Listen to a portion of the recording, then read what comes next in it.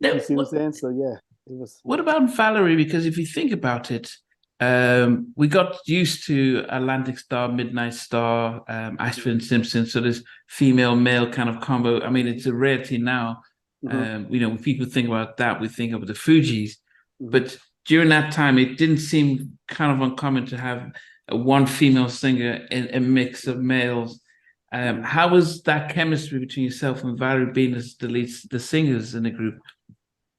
Great, because Valerie, when you hear, it's because of the way we both sang together is what made it. Because when you listen to Situation Number 9, I come in, here I am stuck in this rut again. Ooh, I don't know what to do. I got that thing going on. And then she comes in, boy, to tell you. She comes with little petite fit, but this big old voice, really need to check his head. People are like, whoa, that came out of her. You know what I mean? So it's a great blend. And if you listen to all of our songs, same thing. Heavy on My Mind, same thing. You know what I mean? Why treat me so bad? Same thing. Lean on me. You know what I mean? It's just like our sound together, the way we interacted, our voices and stuff like that was cleverly put together by Tommy and Denny, Foster McElroy. They cleverly weaved us in together.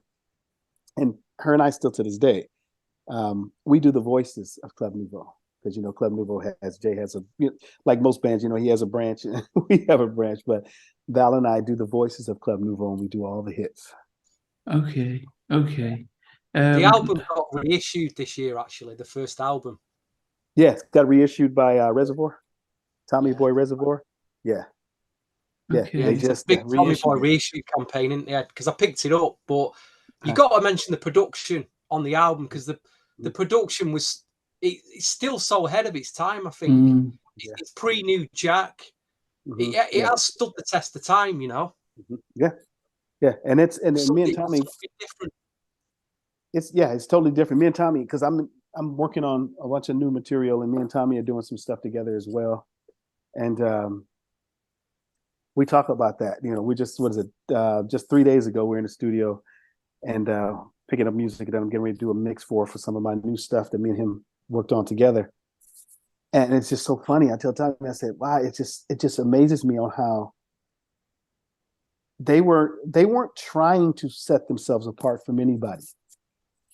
It was just like, this is just what was pouring, the creativity that was pouring out of them at the time. So when you say that, I go, you can't try to do that. You know what I mean? You just got to be that lucky, blessed person to do it. You know what I mean? Because like you said, I listened to it and I go, there was no rap at that time.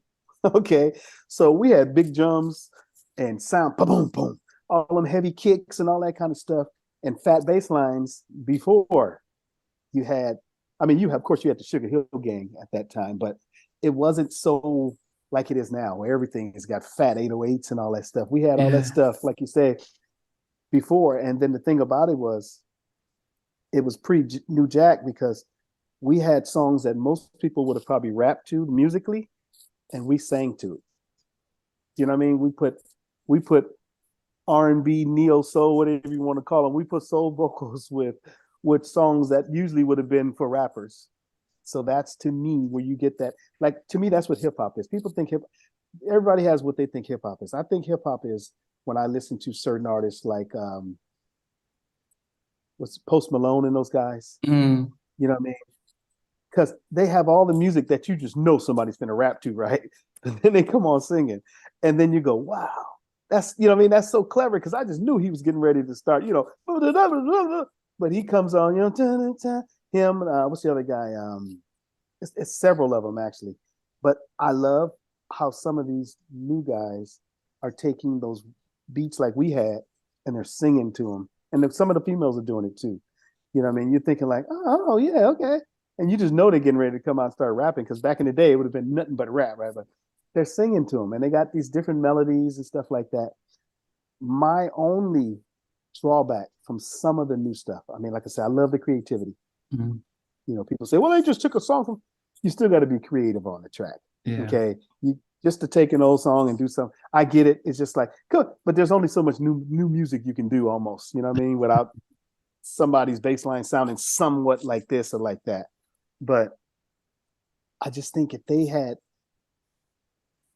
better subject matter, that they were doing all this cleverness. Yeah. You know what I mean? Because I listen to it and I go, then I go, God, the only thing about it is they're going to play the hell out of that this year, but you won't hear it next year. You know what I mean? It's just like, this year, it'll win all these things this year. Oh, #1 single, best new artist, blah, blah, blah.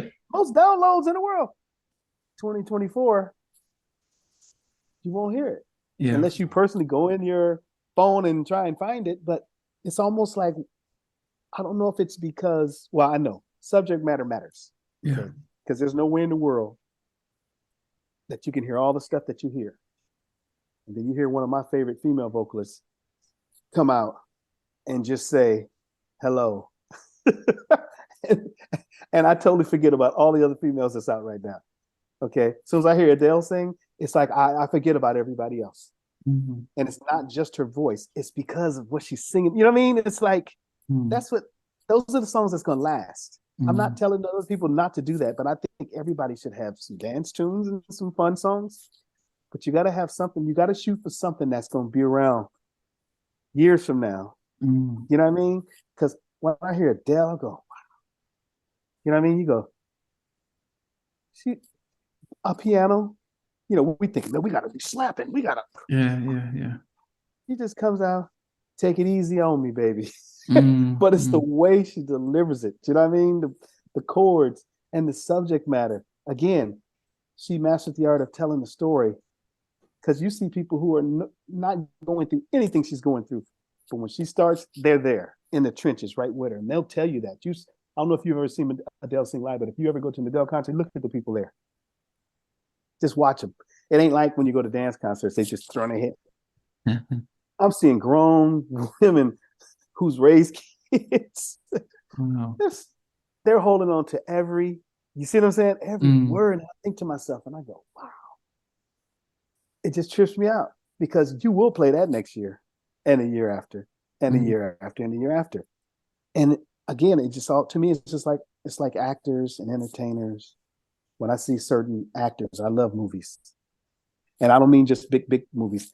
I'll go see B and C movies because sometimes that's where you find your best actors. You know, you go, wow, the movie wasn't that great, but man, that person, you know, and that's how music is. You become an actor. You take on the character or the spirit of what the song is about.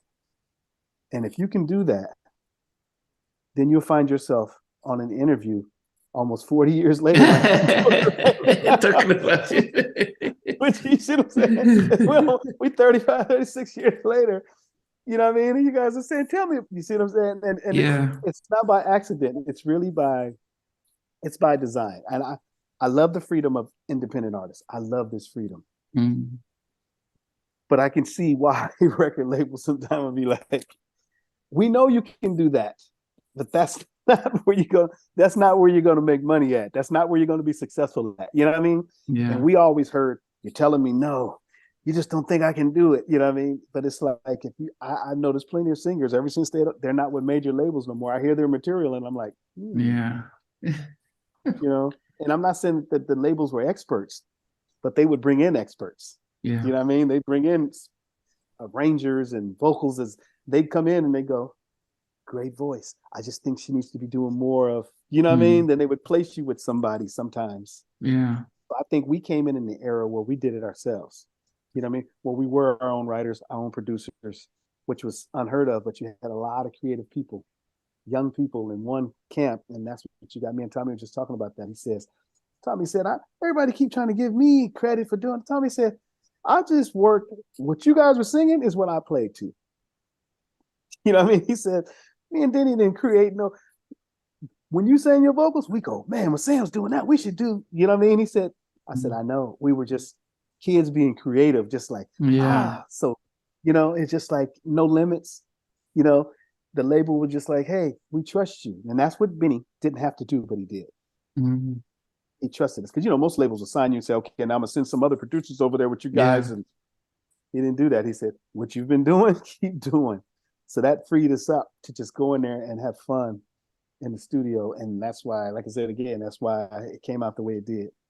But then, because when you've already you had a very successful debut album. Then, but what happens when you try to follow that up?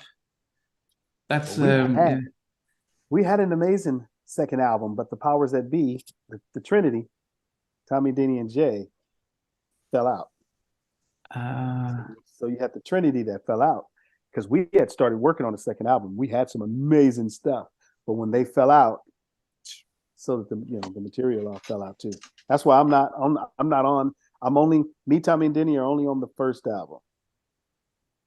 So all the other Club Nouveau stuff you heard after that, that's not me. I'm not there. That's just Val and Jay, and then they brought in other people. That's why I said this. People always say, "Well, I didn't even know y'all had no more albums." I said, "Yeah, they did a few albums, but we don't have the full formula anymore. There was a formula that we had, Oh. Hey, thanks for watching. Really appreciate it. If you loved what you watched, there's over 100 artists that we've interviewed. So please check out the videos. Remember to like, share, how not unsubscribe. But better still, become a member of Halftime Chat and get exclusive videos ahead of time. But thanks for watching. Take care.